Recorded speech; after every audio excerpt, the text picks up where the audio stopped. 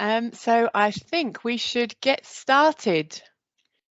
Great to see so many of you with us this morning, and welcome to our Kent Connects and Smarter Digital Services Summer of Accessibility webinars.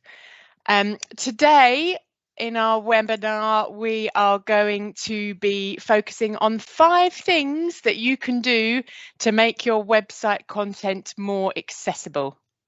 So hopefully that will give you lots of top tips to go away with. Before we start though, I would quickly like to run through some housekeeping points. So as you all know, because you're here, this event is using Microsoft Teams. There are several icons at the top of the window that you may want to use to control your experience today. We're going to be using the chat panel, which is the speech bubble icon with the lines in it. You can open that to chat to us today, and your microphones and cameras are not on. So if you have any questions at any time during the session, please just pop that in the chat. We'll do our best to pass questions on to the speaker to respond at the end of the session. And if there are any unanswered questions, we'll try and get back to you after the webinar. There's some other things you can do. So you can switch captions on by clicking on the 3 dots and selecting live captions if you need those as well. All sessions are being recorded, so you don't need to be scribbling down notes or too worried about that. We will be sharing them for all Smarter Digital Services and Kent Connects partners through our Connect to Learn platform, where all the e-learning is as well. And we'll pop a link in the chat so you can log in or register and look at all the recordings from all the webinars there. For others of you that aren't yet partners, we will share them on our YouTube channel, and I'll put a link in the chat for that too. We do have a feedback form, and again, we'll put a link to that in the chat, and it would be really great if you could give us some quick feedback at the end of today's session. Really important for us to make sure we improve what we do going forwards. I think that's everything for housekeeping. If you do have any problems or you need any help, please just pop it in the chat and we'll do our best to help you out. I'm now going to hand over to Jodie from Kent County Council, who's going to be running today's session. Over to you, Jodie. Thank you so much, Catherine. Hi, everyone. So when we set up these webinars, one thing we wanted to do was to hear from people about their personal experience. And I've got something here that I want to share with you to start today's session. So let me just, Teams Bingo, share my screen. So this is somebody's actual story, and I'm going to show you something on here you probably do know, but if you right click, you can press read aloud, and I'm going to do that now for you, and we're going to share this story. So here goes. Oh, hang on a minute. I did the thing that I said that I must be very careful of, and I didn't press the sound button. Let me try again. Here goes.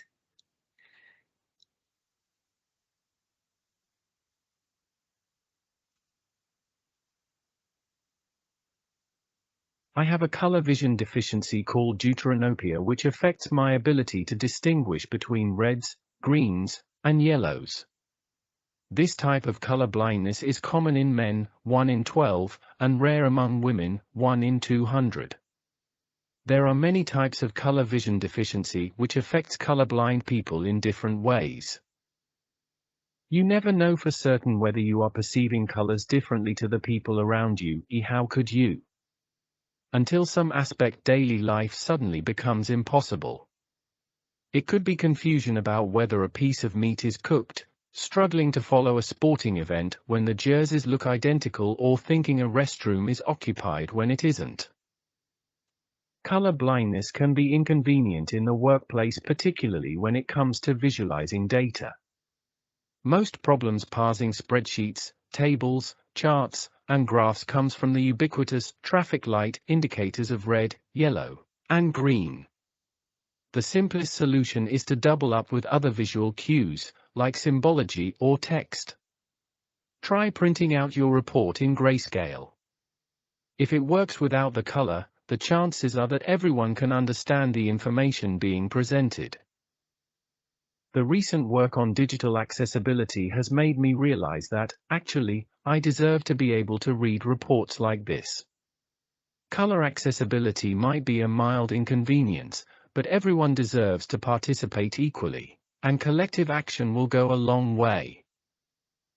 Taking a few extra moments to ensure others feel valued and included in whatever you are doing will improve working life for everyone. Lovely. Well, hopefully you all heard that okay. What to me it took away from it was that how common it is that colour blindness is 1 in 12 men that have it. I don't know about you in your day-to-day work, whether or not when we talk about accessibility, I quite often get people saying, but if it's internally, does it matter? And, you know, this is certainly showing, yes, of course, it really, really does matter. And that, you know, it's a feeling of they deserve to be able to participate equally. I have before been given a document that's about 78 pages long, and somebody saying, can you make it accessible for me? And actually they've used RAG, this he called it ubiquitous colour of red, orange, green. Going back over all that document and changing it was a huge amount of work for them to do.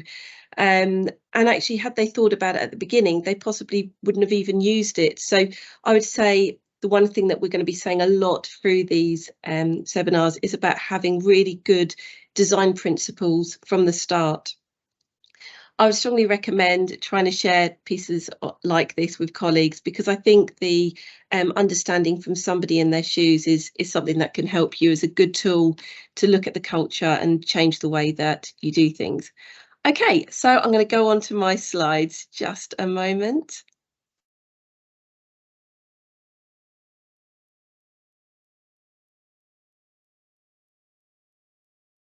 And we are good.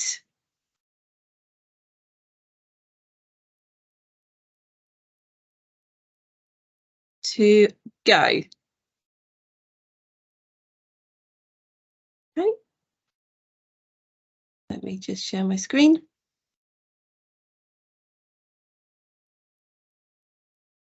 Haha, hopefully you can see this all. I won't be able to see the chats during this, but my colleagues are there to answer questions that you might have.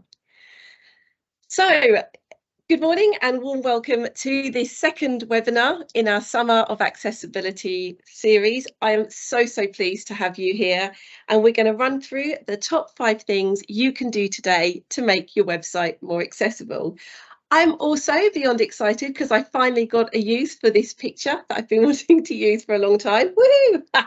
So starting off, I'd love to do some introductions, but there's so many of you. So to get around the whole room, it would take up my whole session. So I'm sorry we can't do that, but it might be worth you looking at the delegates that are in the group and see if there's anybody that you want to network with afterwards. So introducing myself, I am Jodie Ezekiel and I work here at Kent County Council, and I lead here on digital accessibility.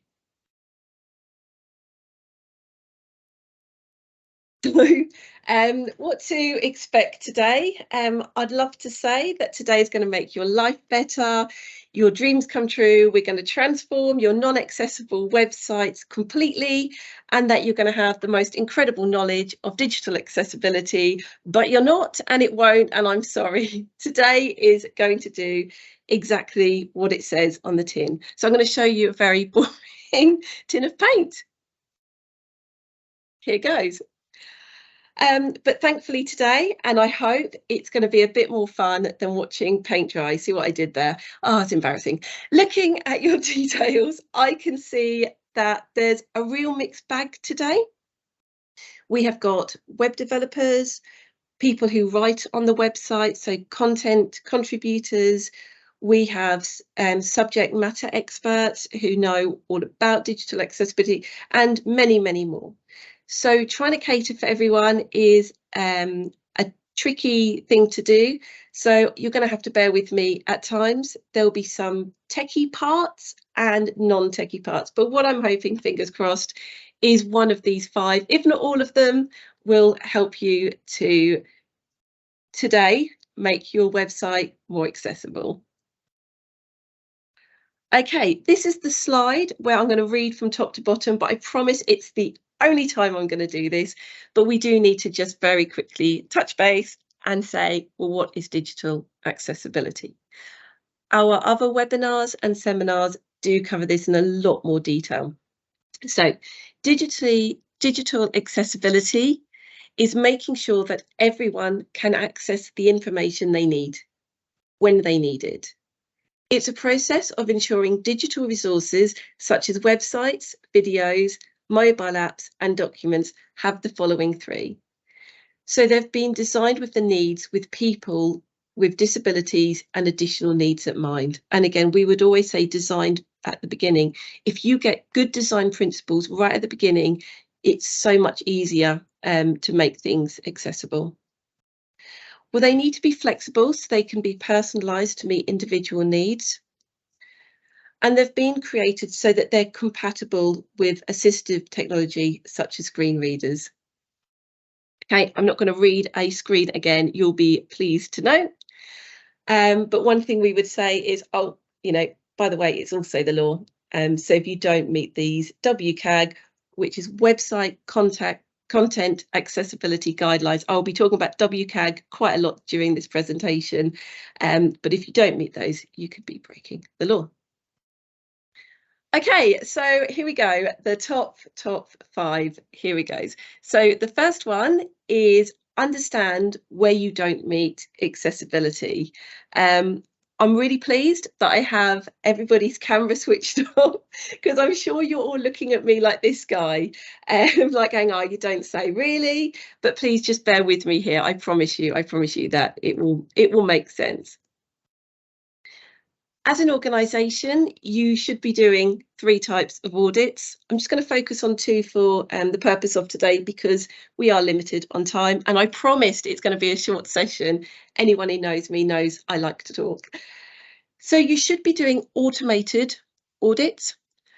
Sorry, forgive me, wrong. You should be doing manual audits, and then if you want to on top, doing sort of the automated ones.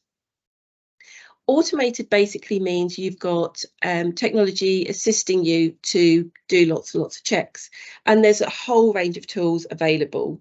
And there's Axe, Wave, Tenon, Siteimprove. There are other ones available, but these will give you lots of analytics, and they'll say they might even give you a score of how they see your accessibility is achieving. It will tell you your weak spots. It will tell you those issues. If you don't have access to your web analytics, it could be that your web team or development team, MRX team, something like that do. Here at Kent County Council, we are absolute advocates of the manual testing, and that's what we do. We spend 3 to 5 days on every single website, and we do a full-on manual audit. You can see from this image over here, if this went through a automated check, it wouldn't pick up that the alt text might be wrong. Whereas obviously if you have a human eye, you know straight away whether or not it's wrong. And it's those sorts of things, infographics, there's so much more that can be picked up on a manual audit. So we are big advocates of doing it. Personally, I think the alt text on this is perfect, and I haven't had a memo saying otherwise. So the $1 million question is, how did we find our Achilles heel? How did we know where we weren't complying? So I said a moment ago that the one thing we do is we spend 3 to 5 days auditing. And WCAG, and I will explain that in a bit more in detail, have success criteria. So these are the WCAG checkpoints down the side. And we as an organisation, we list all of those out. They are already numbered for us. So if you Google WCAG success criteria checkpoint, there's so many websites that have them on.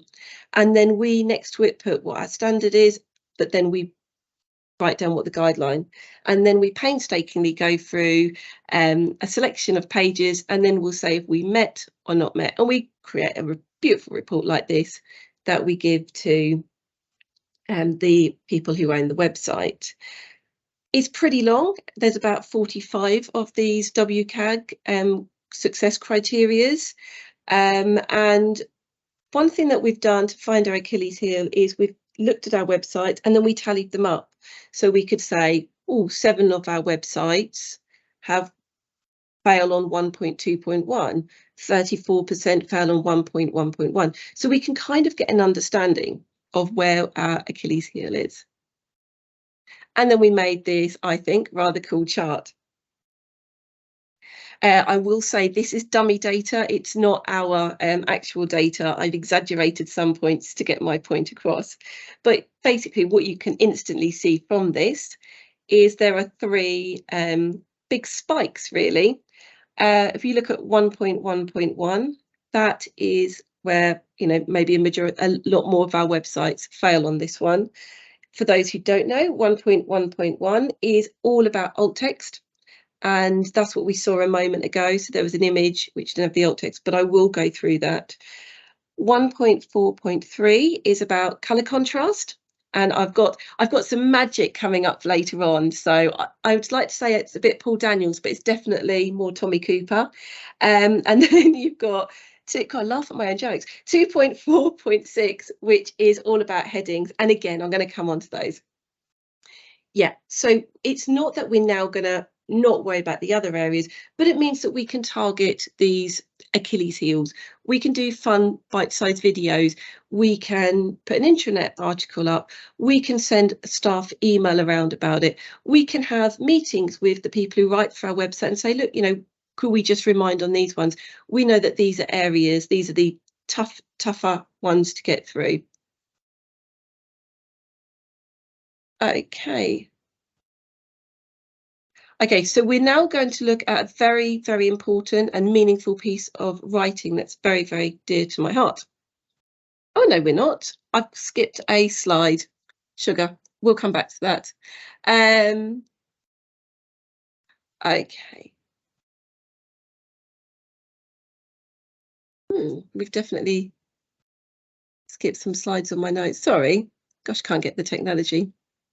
Okay. So one of the biggest issues is about colour contrast, and you can see here that we have colours that don't necessarily work very well. So you've got the orange on blue, red on green, which is just horrible. And these are actually, I've never heard of this before, but they're called vibrating colours. And how they work is that they're just not very good on the eyes. But then in the bottom here, you have got some white and blue, which is beautiful to read. This actually is a formula that's worked out to say what the colours are. I'm not too sure what the formula are, but I would strongly recommend you go onto WebAIM's contrast checker. So let me come out of presentation mode for a moment. So press escape. Aha, and we're going to go to this website. Here we go. So this will tell you how your colours are doing. So you could have black text, for example, and you want to check whether or not your lovely yellow background is going to comply with accessibility. And this will tell you, you don't have to sign up, you don't have to log in, you just literally go on and do that. You do need to have your hex colour, so you need to know what numbers these are. But it does tell you later on, if you don't know this, there's websites that they strongly recommend to use pipettes, so you can pick your colours if you don't know them. If you only know your RGB, but you don't know your hex, then that's fine as well, because with that, you can do RGB hex converters. There's absolutely loads of those online. So let's get back to my presentation. Okay, so now this is my magic trick. Ta-da! this is an optical illusion, but I suppose what I'm trying my hardest to say here is don't just guess and think the colours are fine. Do use a contrast checker. So tiles A and tile B are actually the same colour. Nobody believes me, and here we go. If I get a little box here, and I go to shape fill, and I use the pipette, and I click there, that's that colour. I'm now going to get another colour and use the pipette, and I'm going to get B, and you can see they're actually the same colour. I quite like that magic trick, but maybe that's just me. But what I'm showing you is that, you know, you could have, maybe your screen could have sort of a bit of a dot in it. It could be that you've got a bit of, you know, shadow in the office or at home, wherever you're working. But so really, really do use those colour contrast. Okay. So the second one is about the alt text. And as you can see, we're going to go and cover this. Okay, let's go back to slideshow mode so you can see it a bit easier. Let's whiz through the Achilles heel.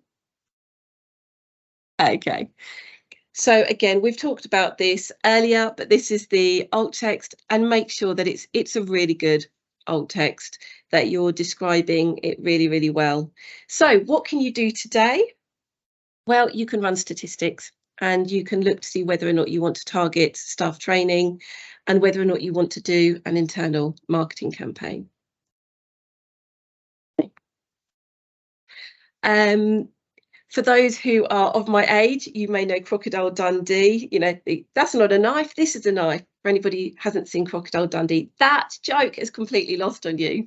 But what we would say is, with your alt text, please describe it. You know, they want to, you know, we want to know more. Is what type of boat is it? You know, we want to know it's a red boat on still water, or it's a beautiful big cruise ship, or whatever it is. So make sure your alt text does reflect the image. Now we're going to go to 2.4.6, which is headers. And this, there we go. This is the piece of writing very dear to my heart. I found it. Brilliant. So for most of us who read this sort of thing, we tend to read it from the top to the bottom. Most of us we wouldn't read it from top to bottom. We would probably read the header, and then we would read the subheaders around it. And then we would sort of find what we need to read, and we would do it. So I'm going to give an example. If you joined a gym and they gave you a booklet, so it's a bit 90s, I think, giving a booklet, but let's pretend you'd flick through to the bit you want, and you wouldn't read it from top to bottom. People who use screen readers do exactly the same. So the screen readers will read the heading 1, then they read a heading 2, and then they read the heading 3. So the person reading the screen reader will hear heading 3, for example, go, that's the bit I want to read, and press, and then we'll listen to it. So looking at this writing, it's a very important piece of script. It, to the naked eye, it looks good.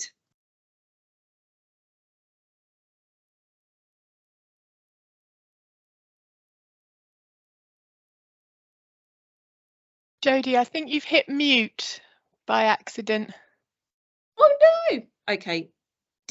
So what I was saying is that to the naked eye, it looks great. Thank you, Catherine, for letting me know. I don't know how I did that. So to the naked eye, it looked fine. But when you look at the code behind, this is a bit techie, so apologies, but you can see the brackets are H1, then it skips to H3.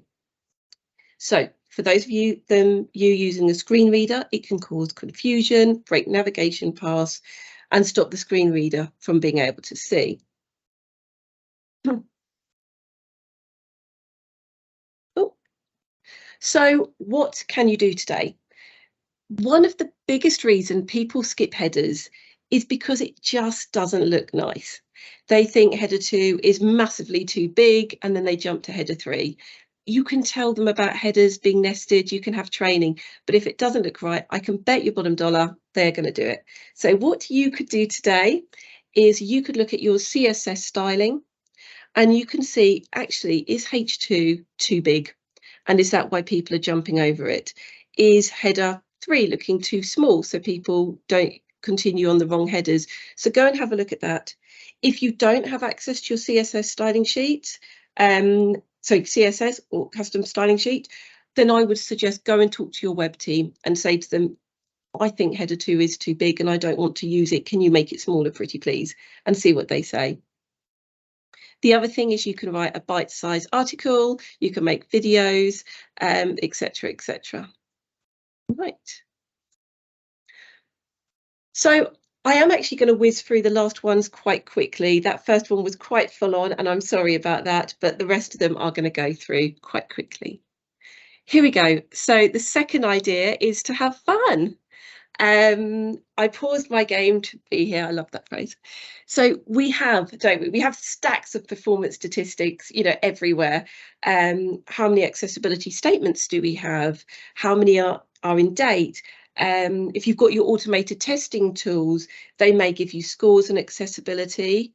My caveat would be, don't get hung up too much on that score. We really should be doing those manual checks. There's so much that doesn't get picked up from the automated ones. But nevertheless, for the purpose of this game, then of course you could use that.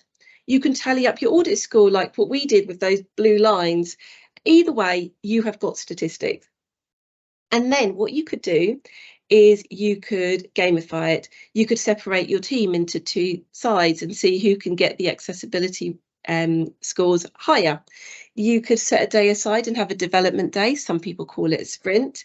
You could target one area, alt text, you know, we are whatever % compliant, we're going to get it up, let's go for it, and have a team that does that. Maybe invite all your contributors in to get involved.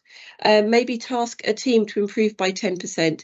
Either way, cause a little bit of excitement and fun and gamifying it, and communicate about the successes. So something you can do today is start to plan that. Number 3 is research. We always feel a bit guilty taking that half an hour out and an hour out each day, each week, to just see what's going on in the world.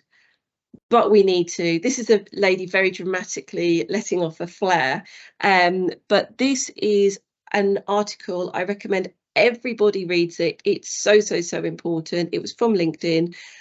It's about the Equality of Human Rights Commission, and they are now taking early enforcement steps against further 18 organisations. Sometimes in previous roles, when I've said digital accessibility is so important, sometimes I'd get the answer of, yes, but there's other priorities.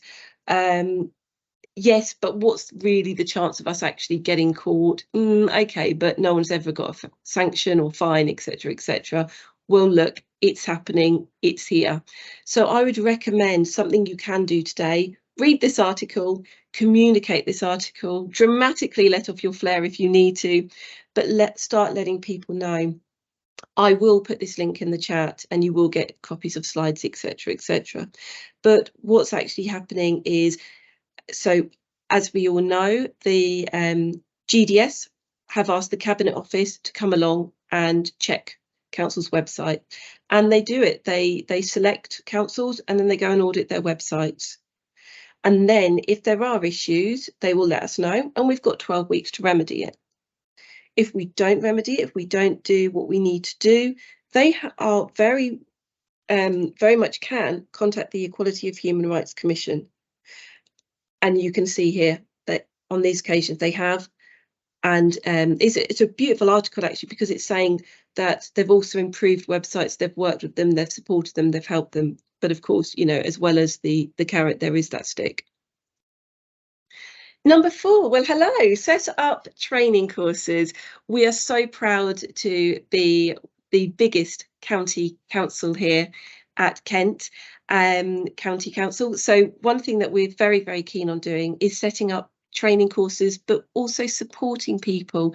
We want to be the beacon. We want to be the one that's helping everyone on their digital accessibility journey. So please give us a call, give us an email, whatever you want to do. That's my details. Again, you're going to get these slides.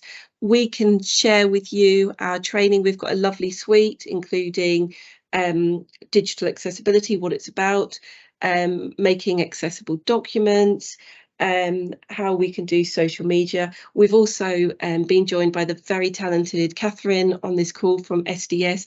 They have done the most beautiful training courses. So again, you know, you've got those options. Catherine's details are there, and if you look at SDS, I was meant to actually put this on the slides, sorry Catherine, I didn't, but you know, do contact her and we can put details in the chat as well. So we know for a lot of you, you may be smaller organisations and might not have the luxury. The one thing I promise is during the training courses, we are much happier looking than this lady here. And I don't know what she's holding in her hand. If anybody knows, I'd be really grateful. I think it's a tap. I don't know. I still haven't figured out what it is. Answers on a postcard. And finally, number 5, you'll be pleased. You're not going to be listening to my voice for much longer. It is about being creative. There's so much gorgeous stuff out there. And when I hear digital accessibility, I get excited, but it's my job. And unbelievably, for some people, it isn't as exciting. I can't believe this. Here we go. There are fun things you can do. There are ways you can change people's minds. So as part of your training, I think just showing, you probably can't even read this, it's so small, but just by looking at this as a glance, it changes people's ideas and explains why you just need to break things down.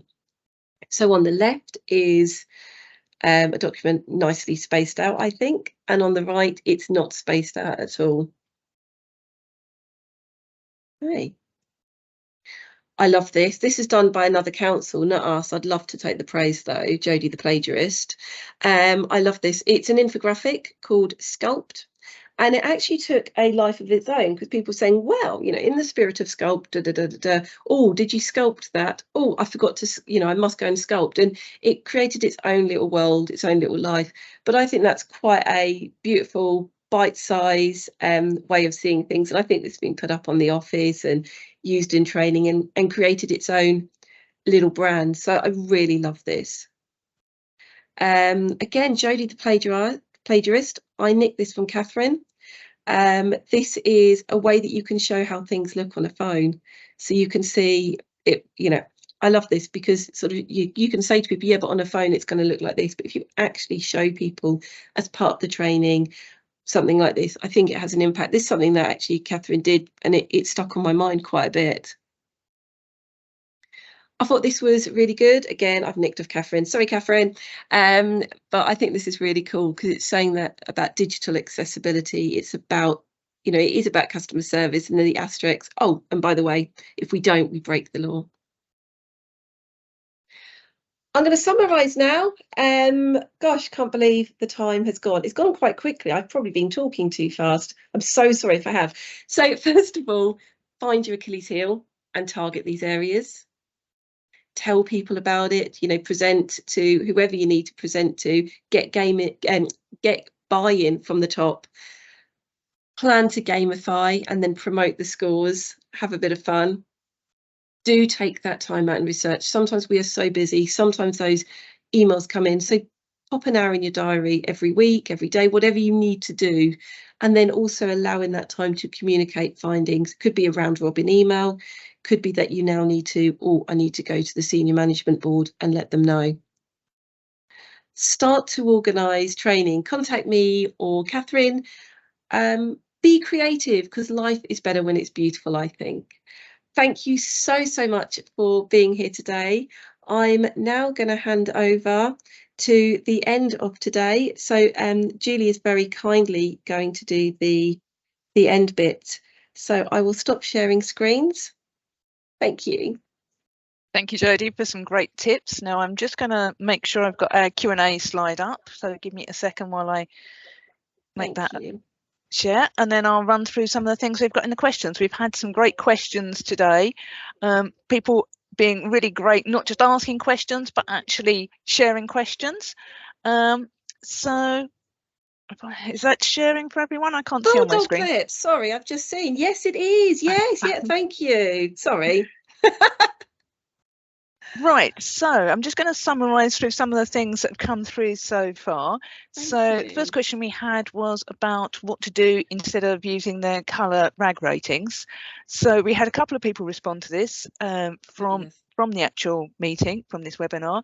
First one was saying using the letter R on something red, A on amber and G on green. But then we had a follow-up response to that. So thank you to Mark and Liam for responding to this, saying that even the R and a G isn't helpful because you might not have those connotations for using green for safe or go. So better to use things like high priority, for attention, no concern, and make sure that the labels you're using are clear to everyone. So I thought that was a very good point. Thank you. What else do we had? We had Michelle mentioned there's a pipette in WebAIM that brings the colour numbers over, so that's really helpful to know about. Thank you. And Kath, the next webinar will be looking at heading levels in Word documents and also how to do alt text, so covering off all of those things. So we've now got a few more questions coming through. So Maya would like to know, can you explain why tables should be simple, no merge cell from an accessibility perspective? Okay. So this is from the screen reader point of view. It will read sort of the boxes going across and do the headers. But if you've merged two cells, it won't know which one it will sit underneath. So it's for the screen reader purpose. Yeah, so that's why. I know I've merged cells. It's such an annoying one because, you know, we use it so much. I use it a lot, and of course then have to go back and change. Again, I would say let people know that as much as you can, because trying to unpick that, especially if you've got a financial report, really long one, and they've merged them all the way through, trying to unpick that is awful. But if they know at the beginning to not use merge cells, you tend to find it's a lot easier. And we also have a question, answer on that from Catherine. She's just pointing out we'll be covering that at the session next week. So stay tuned. We will be covering that in more detail.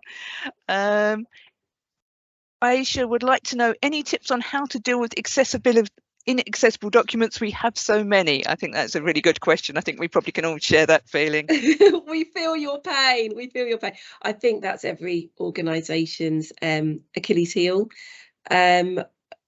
Yeah, and that is something that the Cabinet Office do pick up on when they do the audits.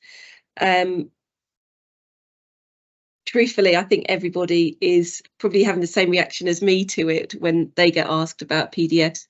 Yes, of course, you do need to make them accessible. Some organisations ban them. I know there's some councils that's been doing work which they call the death of PDFs, and they're using sort of online documents as a way to stop that. We here try not to use Word and Excel because we know not everyone has got access to that, so we do use PDFs. You can use a PDF checker to see if it's accessible. We would strongly suggest the first thing to do is go to your Word and Excel document or PowerPoint and do a search at the top, and there's something called an accessibility checker, or type in the word accessibility checker if it's not on your toolbar. Click on that and then it will tell you all the faults, so you can change it from there. But we do actually have a course on creating accessible documents that we can share with you. Also, SDS do a fantastic course on it as well. It is quite a big thing to do. I would also say talk to the managers about it, make them aware, see if you can get a PDF policy in place about what you're going to do. Do you say they're not going on unless they're accessible, and that's the rules? How are you going to tackle the ones that you already have? So if you've got the analytics, which we talked about earlier, what are the most opened ones? So, you know, if you've got some that are highly used, maybe you're going to tackle them first. If you've got ones that are hardly ever opened, can you lose them? You know, sort of, is there anything you can do about that? Other than that, it's the hard slog of making them accessible, which is, I know for some organisations, is a huge task. But maybe start thinking about a roadmap of what you're going to achieve each month. You could gamify it, that sort of thing. Okay, and we have a question from Stephen about to what level do you get PDFs to an acceptable level? We try and meet what central government checks, so Adobe passing the check, and also correct headers, proper bookmarks, and anything obvious in terms of colour, contrast, glaringly obvious. So yeah, that's a good point about acceptable levels. Yeah, I mean, I think it is binary. It either complies or it doesn't. If the Cabinet Office did audit it, they'd give you 12 weeks to remedy it. So I'm sure you could be able to change it. But obviously, for people using the PDFs, it's the right thing to do. It's going to make their life easier. So I would say it needs to fully comply, and that it sounds like you're doing some really, really good work. So Adobe getting that done. You can also do your manual audits as well on those. But it sounds to me like you're doing a great job there. Okay, and another question here. So Claire wants to know, how do you deal with professionally designed documents where there might be lots of infographics, graphics, etc. that service or management want because they look prettier? Yeah, I know this one, because there's a feeling that accessibility is going to be boring, and then the document's going to be underwhelming and everything else. You can have infographics, absolutely. We love an infographic actually, and we encourage people to use them because they can be really, really positive. Just make sure you've got your alt text in there, and that you're describing them as well. So that anybody who, for whatever reason, can't see the information, the infographic, that they still are able to understand. One life story I nearly shared with you today, and I could share it with you if you want me to offline, is somebody saying how they showed an infographic and everybody's going, oh my gosh, that's really helped me with my studies. I can really understand this a lot more. But they couldn't, and they were just like, gosh, they've got such an advantage. Couldn't they have thought of another way of doing it? So that might help you in your things you can do today, is about sharing sort of those stories.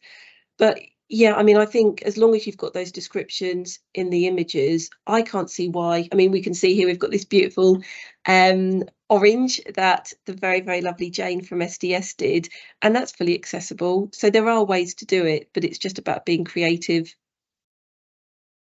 Yep, thank you, Jodie. And another reminder: next week's weekend session is all about documents, so I think we'll be really digging into some of those questions next week. Caroline has asked, has anyone used Cloud Convert to convert PDFs to HTML? It's really easy to use, it's free, up to 25 conversions a day, but is there a problem with using a tool like that? It can be a problem. We used a converter. I don't know this one. It may have even been this one. I can't remember. And the person then embedded their email throughout our document, and we just didn't realise. So the document looked beautiful. We actually couldn't believe how incredible it did look. But when we looked at the source code behind it, so something that you would only see if you looked on the admin console, he'd put, I think his name was coolwang@hotmail.com, was throughout all of our work. You also need to just be a little bit careful because of data protection. They may say, they may store some of your data. And also from a copyright, they may say they now own that document. So just be a little bit careful and read the small print with converters. And we don't promote them here. We don't like our staff using them, but I know some people do and love them. So it's up to you and your organisation, really. Okay, and we've had a conversation going on about merged cells. So you can use something called cell scope, which is a tag that sits within each cell to tell Assistive Tech what heading it relates to. But the advice is it can be manually set in Adobe Acrobat, but not recommended, can be finicky. So probably best not to merge cells. So I guess that's if you really have to for some reason, yeah. But generally best avoided. We have another question. So from Gary Morton. Gary, Microsoft Accessibility Checker is great, but it can't spot every issue. No. Older versions used to highlight more issues such as blank characters. No, he's absolutely right, and that's why sort of the manual checks are so important. What I like about the Word accessibility is we tell everybody here to basically keep it on all the time when they're editing, so that they can see as they're going along, and that's helped them out phenomenally with doing it. And it does mean that when they put an image in, it's, oh gosh, I need to quickly put an alt text in. And it doesn't mean that you've done your, we've all done it. We've done our lovely presentation. And then you go, oh, I forgot to add all the alt. And then you have to go through like 60 slides wanting to pull your hair out. So it's quite good to do along the way. But I agree, it won't pick up everything all the time. So we're coming to the end. We've just got a couple more questions. I think we can just squeeze them in. So if you can't get a document accessible, would you not put it up? Would you include a text only document, or would you include an email for requests for alternative formats? Okay, I would love to. We wouldn't put it up. We've got quite a strict rule on that. I am incredibly lucky because our web team here are fantastic at stopping these documents going up. But I know some other councils do have it's got to go up. There's no two ways about it, and it's going up full stop because they've got other priorities. This is why I would strongly recommend maybe looking to write a PDF policy so that you can get it agreed by senior management team, what's happening, so that you've got that as a tool to say, this is what's been agreed. Yeah, I mean, PDFs, they're totally hopeless, aren't they, on a mobile phone? They're difficult to update. If you search for something on the website, you don't always find it if it's a PDF. There's so many reasons PDFs are horrible. So if you can get a HTML version, then do that 100%. They're so much better than a PDF. And last question from Wendy. I always have problems with layout when images have to be in line with text. Is there any way you can have images next to text? Yeah, no, this is horrible, and I totally feel your pain here. I would shamelessly plug next week's training, because it's fantastic about accessible documents, but this will cover this sort of thing there, because it is a bit complex, and it is specific needs. So if you don't mind, if you can't attend next week, we are going to have a recording of it, so you'll be able to access that. If, however, you need to know before next week, give me an email and I'll run it through it with you. Lovely. So thank you very much, Jodie. I think you've answered everyone's questions. We've put the links to next week's and all the remaining webinars. So there's 2 more webinars next week and the week after.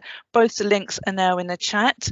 We've put up on the final slide, you've got a QR code. So if you can click on that and send us your feedback. We have a final comment here about asking people to request an alternate format is asking them to out themselves as needing assistance and robs them their right to independently access content on demand.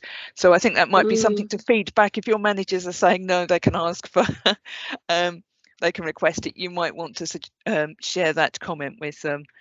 So we've got a link to all the training on there. So all that remains for me is to thank everyone for attending today. Thank you all for the questions. It's great. The slides the recordings will be available. There's a link on there. So thank you everyone for attending. It's been great sharing this with you and sharing the questions, and thank you to our presenters today. Thank you. Thank you.